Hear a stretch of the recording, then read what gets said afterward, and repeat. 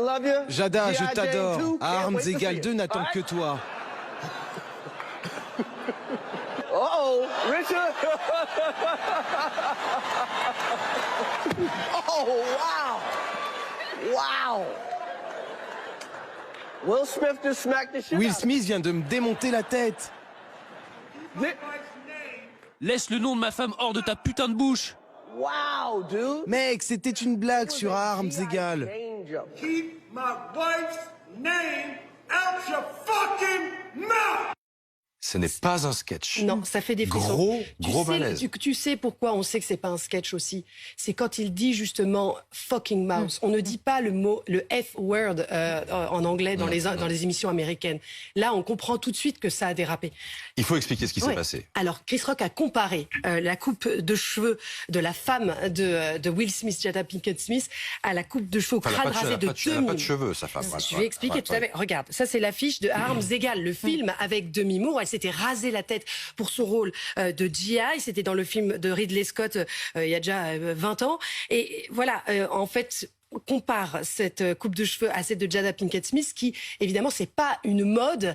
Si elle se rase la tête, c'est parce que elle souffre d'alopécie, qui est une maladie auto-immune qui provoque la chute de cheveux. Regardez, ça c'est la séquence au ralenti. Vous voyez au début Will Smith rit, mais regardez les yeux. Voilà, Jada Pinkett Smith qui lève les yeux au ciel, qui a l'air qui est bouleversé, un peu choqué par ce que dit Chris Rock. Donc on comprend qu'elle le prenne mal. Elle s'était confiée en décembre dernier sur son compte Instagram pour expliquer cette maladie et pourquoi elle avait les cheveux rasés, que c'était pas un effet de mode, tout simplement. Du coup, on oublie presque que Will Smith a reçu l'Oscar quand même du meilleur acteur pour son rôle dans La méthode Williams. Juste derrière. Juste derrière cette scène. Derrière, parce qu'on arrive à la fin de la cérémonie où il y a toutes les catégories reines, dont l'Oscar du meilleur acteur, qu'il reçoit pour son rôle de Richard Williams, le père de Serenus et Serenus. Chris Rock est encore sur scène, là, ou pas? Non, il n'est pas sur scène. Et il a tenté d'excuser son geste dans son discours. On l'écoute. L'art imite la vie. J'ai l'air d'un père fou, comme on dit. J'ai l'air d'un père fou, comme ils l'ont dit pour Richard Williams. Mais l'amour vous fait faire des choses folles. J'espère que l'Académie me réinvitera.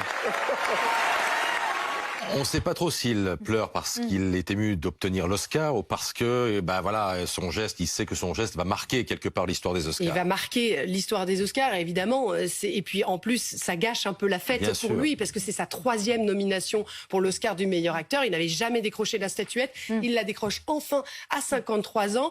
C'est une récompense importante. Lui qui est très engagé auprès de la communauté noire. Et du coup, forcément, ça gâche un petit peu la fête. Forcément, on s'en souviendra. Un tout petit mot pour